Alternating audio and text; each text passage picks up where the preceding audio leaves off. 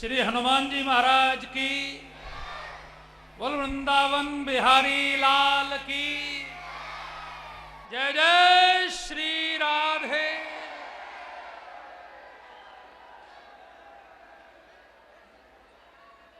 यहाँ कार्यक्रम के माननीय अध्यक्ष जी, हमारे मुख्य अतिथि आदरणीय जैन साहब एवं आदरणीय प्रधानाचार्य जी, आपके सभी उपस्थित सभी सम्मानीय अतिथिगण, जितने भी बच्चों के अभिभावक आ गए हैं वो, और सभी प्यारे भैया बहन, ये समय कोई प्रवचन का नहीं है, इतना सुंदर कार्यक्रम आप देख रहे हैं।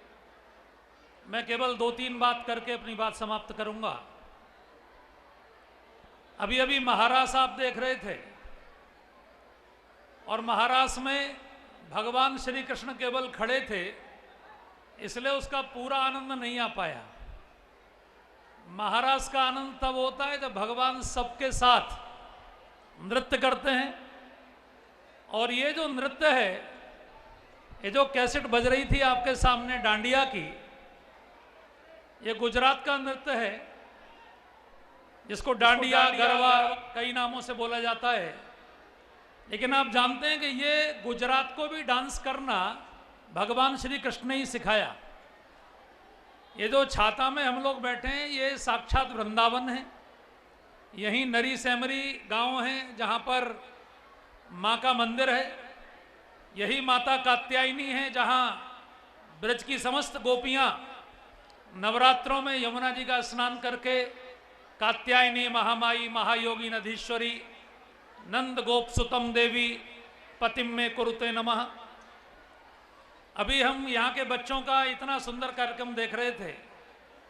भगवान श्री कृष्ण इन्हीं बच्चों और बछड़ों के साथ खेले। और जब ब्रह्मा जी ने उनकी परीक्षा ली तो ब्रह्मा जी यहाँ क्षमा मांगने आए थे चौमोहा में। ये चौमोहा इसीलिए इसका नाम है कि जब ब्रह्मा जी क्षमा मांगने आए तो ब्रज के बच्चे चिल्लाए, हो कन्हैया देखियो चौमोहा आयो है। चूंकि ब्रह्मा जी के 4 मुख थे, तब से इस जगह का नाम चौमोहा हो गया।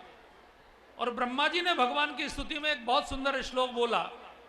जरा सभी लोग मेरे साथ उस श्लोक को दोहराएंगे तो आपको पता लगेगा कि इस क्षेत्र के जितने लोग हैं वो कितने भाग्यशाली हैं।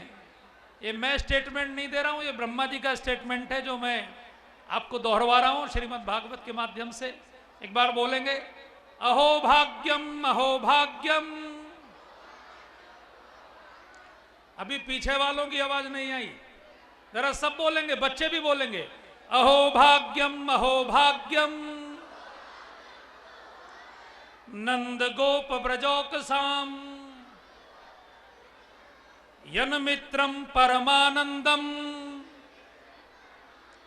पूर्ण ब्रह्म सनातनम। ये ब्रह्मा जी ने बोला कि ब्रजवासी कितने भाग्यशाली हैं जिनका मित्र बनकर परमात्मा स्वयं उनके साथ खेल रहा है। ये वो वृंदावन का श्रेष्ठ क्षेत्र है। आप लोग जितने बच्चे यहाँ पढ़ते हैं इस विद्यालय में, ये उस ब्रज की धरती के सपूत हैं। और अभी कितना सुंदर जिम्नास्टिक का कार्यक्रम आपने देखा पृथ्वीराज चौहान का। जिम्नास्टिक का कार्यक्रम देख के तो मुझे लग रहा था कि सबकी जाड़ा भाग गया था, ठंड भाग गई थी, सबके खून में गर्मी आ गई थी। ये जो वीरता के कार्यक्रम है, ये बुढ़ापे को भी दूर कर देते हैं। ये ब्रज का क्षेत्र देश के सर्वश्रेष्ठ पहलवानों का क्षेत्र है। मैं यहाँ विद्या मंदिर के बच्चों को बताना चाहता हूँ कि जिस समय पंडित मदन मोहन मालवीय ब्रज में आए थे तो ब्रज में पहलवानी के 2 बहुत बड़े गुरु थे, एक मोहन गुरु और एक बलदेव गुरु। जो बुजुर्ग बैठे हैं उन्होंने नाम सुना होगा। बलदेव गुरु और मोहन गुरु से मित्रता करके मालवीय जी ने ये जो कृष्ण जन्मभूमि वाली जमीन है, इसको जिनकी थी उनसे दान में ली। और यहाँ मांस का मार्केट लगता था। दोनों अखाड़ों के पहलवानों ने मांस बेचने वालों पर वो पिटाई की, एक ही दिन में खाली कराकर और उसकी बाउंड्री खिंचवा कर और इतनी बड़ी कृष्ण जन्मभूमि का मंदिर निर्माण करवा दिया मालवीय जी ने।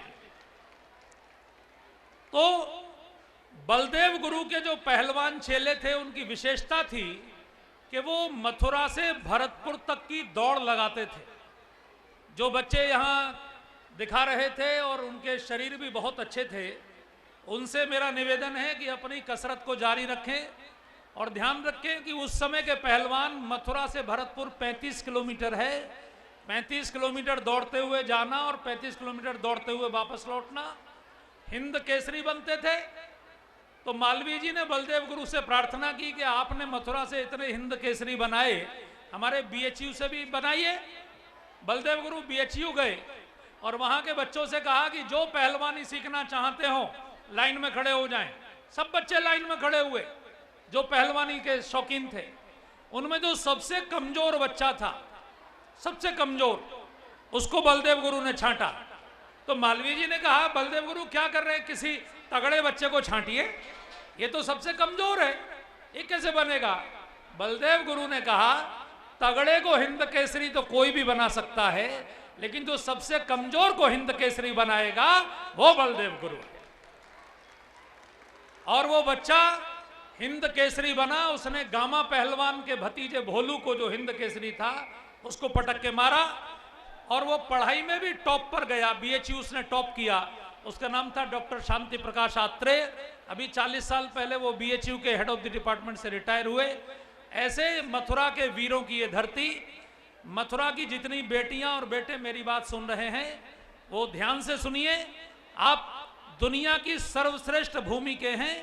अभी जो बहनें यहाँ महाराज कर रही थी, यहाँ की गोपियों के चरणों की धूल को दुनिया के सबसे बड़े विद्वान उद्धव जी ने, चूंकि आप जानते हैं भगवान श्री कृष्ण के साथ सबसे लंबे समय रहने का सौभाग्य इस पूरी पृथ्वी पर केवल एक व्यक्ति को प्राप्त हुआ, जिसका नाम उद्धव था।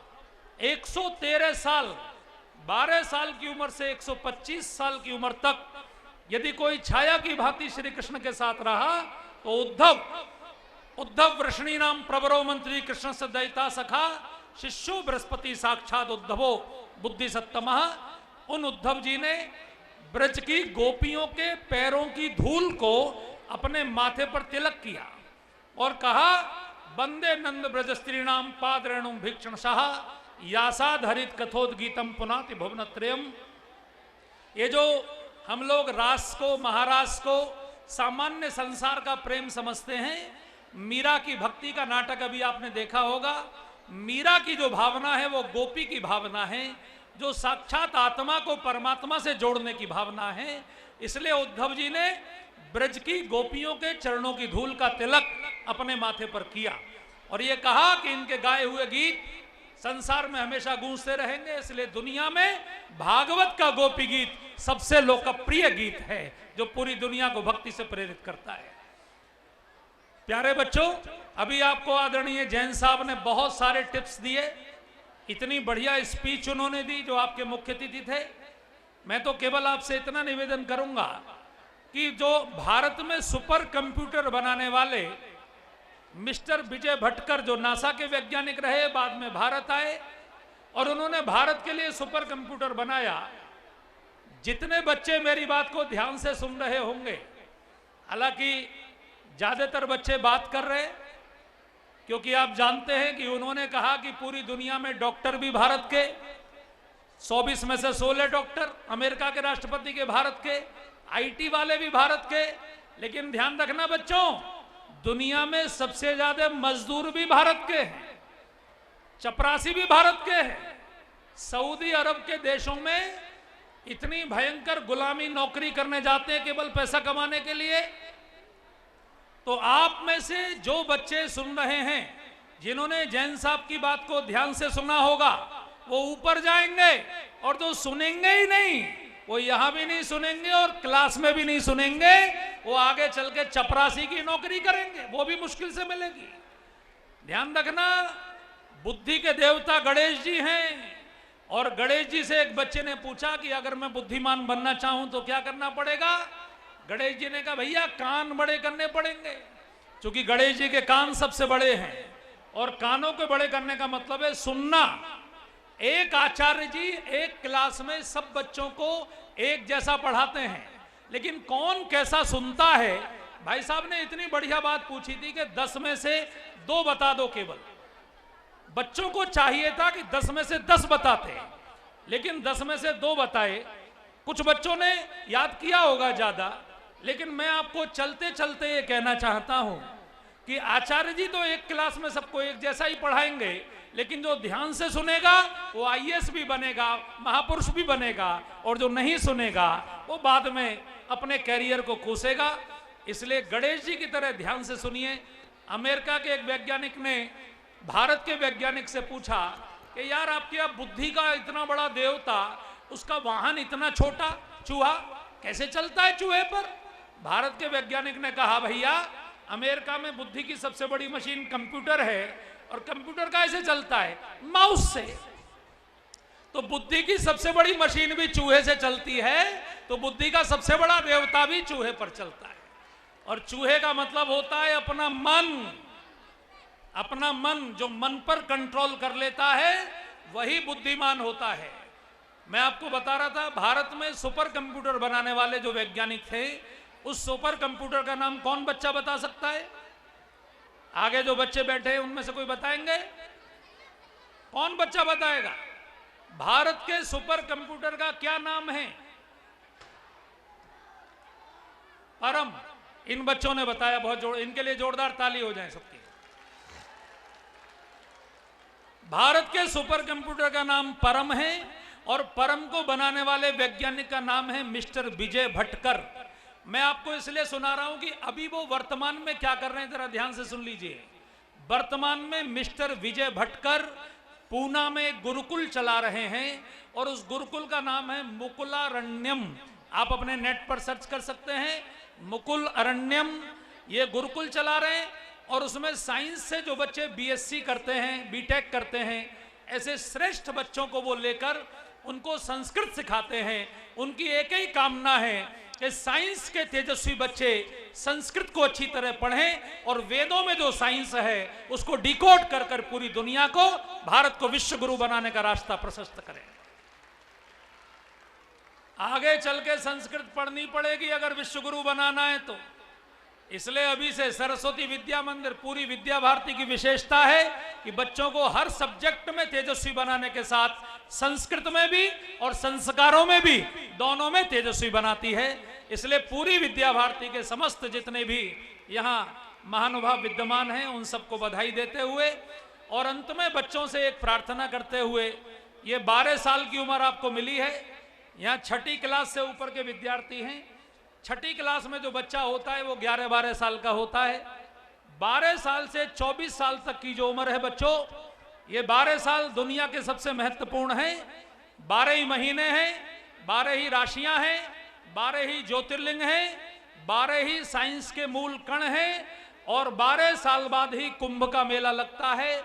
12 वर्ष का ये काल, इसको तप काल बोलते हैं। जो विद्यार्थी इसमें तप करेगा वही महापुरुष बनेगा, और उसके जीवन में मेले। इसलिए ये 12 वर्ष अपने सेकंड का इंटे बनाकर अच्छा स्टील की हो। स्वामी विवेकानंद कहा करते थे भारत के युवकों की भुजाएं स्टील की होनी चाहिए। जब से हाथ में मोबाइल आ गया है, मैं देख रहा हूं छोटे छोटे बच्चों के हाथ में स्क्रीन वाले मोबाइल हैं। ये आपकी जो हड्डी होती है कान के पास की, ये अभी विकसित हो रही है। 12 से 24 तक आपकी हड्डियां पुष्ट होती हैं। कितनी मोटी हड्डी होगी, लंबाई कितनी होगी, शरीर कितना बढ़ेगा, डिग्री कितनी होगी, ये इन्हीं 12 साल में होना है। और अगर ये मोबाइल आपके हाथ में आ गया, इसका रेडिएशन आपका क्षरण करेगा शरीर का। अगरबत्ती जैसी बाहें हो रही हैं और धूपबत्ती जैसी टांगें होती जा रही हैं। इसलिए ब्रजभूमि के वीरों, अपनी बाहों और पैरों को कमजोर मत होने दो। अपने मस्तिष्क को भी तेजस्वी, बाहों को भी तेजस्वी, और बुद्धि को भी तेजस्वी, तीनों को तेजस्वी। हनुमान जी की उपासना करो। देखो ये मोबाइल, ये एप्पल का है। ये जानते हो ये कटा हुआ एप्पल, ये किसने दिया? ये स्टीव जॉब्स, इस कंपनी का मालिक, जब हिंदुस्तान आया था, जब उसको नौकरी से निकाल दिया था, उसके बुरे दिन थे। वो भारत में नैनीताल के पास कैंची में रहा, बाबा नीम करोरी की सेवा में रहा। नीम करोरी आया, तब से मेरे दिन बदल गए। ये हनुमान जी की कृपा है। ध्यान रखना, चारों जुग प्रताप तुम्हारा है प्रसिद्ध जगत उजियारा। बराक ओबामा भी अपनी जेब में हनुमान जी की मूर्ति रखता है और अमेरिका का सबसे बड़ा एप्पल कंपनी का मालिक भी अपना हनुमान जी का ही भक्त है। पूरी दुनिया हनुमान जी की जय जयकार कर रही है। हनुमान जी ज्ञानी नाम अग्रगण्यम भी हैं, अतुलित बलधामम भी हैं। बोले हनुमान जी महाराज की। इसलिए पढ़ाई भी अच्छी करना, कसरत भी अच्छी करना, लंगोट बांध के आपकी व्यायाम रोज होना चाहिए। हमारी बेटियां भी कितनी तेजस्वी होती है। अभी मैं देख रहा था बेटी बचाओ बेटी पढ़ाओ के कई किस्से यहां दिखाए जा रहे थे। बेटियां इतनी तेजस्वी होती हैं कि अभी 5 साल पहले की घटना है। ब्रिटिश रॉयल आर्मी यानी अंग्रेजों की सेना ने पूरी दुनिया का सर्वे किया और उस सर्वे में उन्होंने ये जानने की कोशिश की कि पूरी दुनिया में अंग्रेजों से लड़ने वाले जितने योद्धा हुए उनमें सबसे नंबर 1 पर कौन। पूरी दुनिया में 20 वीरों का नाम छांटा गया, लेकिन उन 20 में जो नंबर 1 पर नाम आया वो किसी पुरुष योद्धा का नहीं था, बल्कि भारत की महारानी लक्ष्मीबाई नंबर 1 पर थी। खूब लड़ी मर्दानी वो तो भारत की महारानी लक्ष्मीबाई नंबर 1 पर थी। 3 घोड़े बदलती थी वो जब युद्ध का अभ्यास करती थी। वो नहीं थकती थी, 3 घोड़े थक जाते थे। गंगा जी में 30 किलोमीटर रोज स्विमिंग करती थी। 15 किलोमीटर एक साइड से, 15 किलोमीटर सामने की साइड से। सामने वाला जब तक तलवार उठाता था तब तक उड़ा देती थी गर्दन को। तो ये नारी का सशक्तिकरण है। ये भारत सिखाता है हमारी बेटियां भी तेजस्वी हों, हमारे बेटे भी तेजस्वी हों।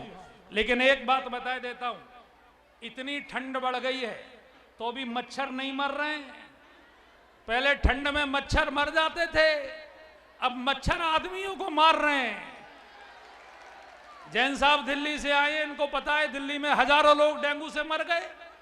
पूरे देश में हजारों लोग मर गए। काहे से मर गए?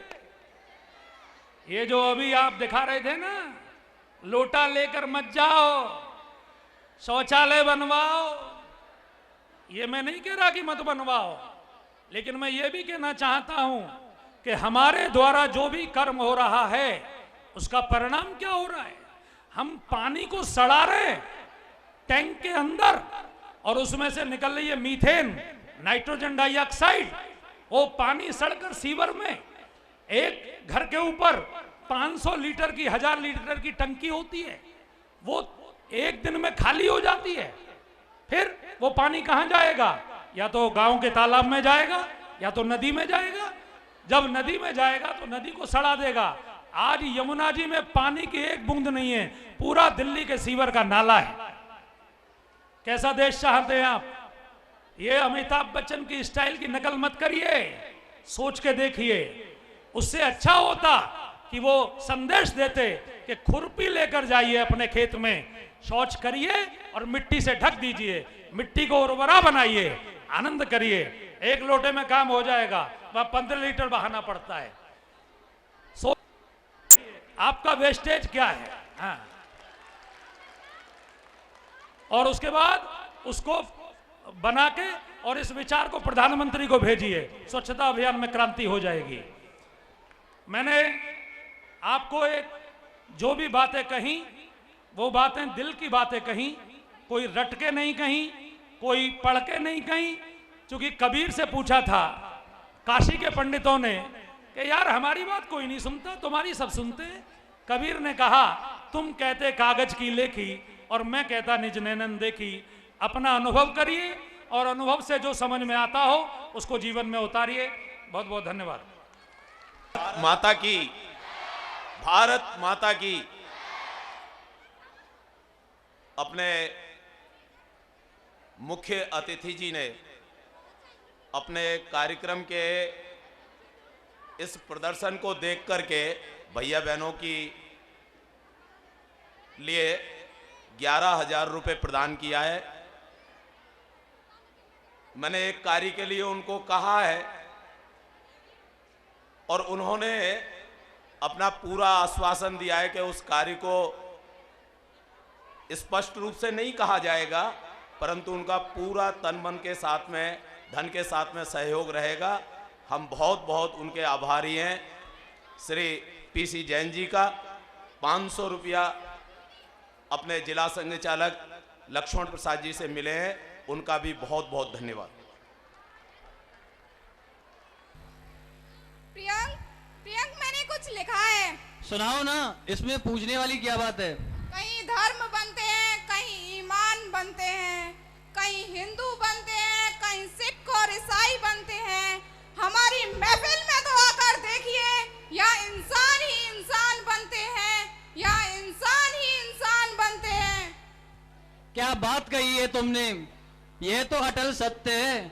हम सब अलग अलग जाति के होते हुए भी एक हैं, यही हमारे भारतवर्ष की पहचान है। कितने ही धर्म, कितनी ही भाषाएं बोलने वाले लोग हमारे देश में रहते हैं, लेकिन सदैव एकता का भाव जागृत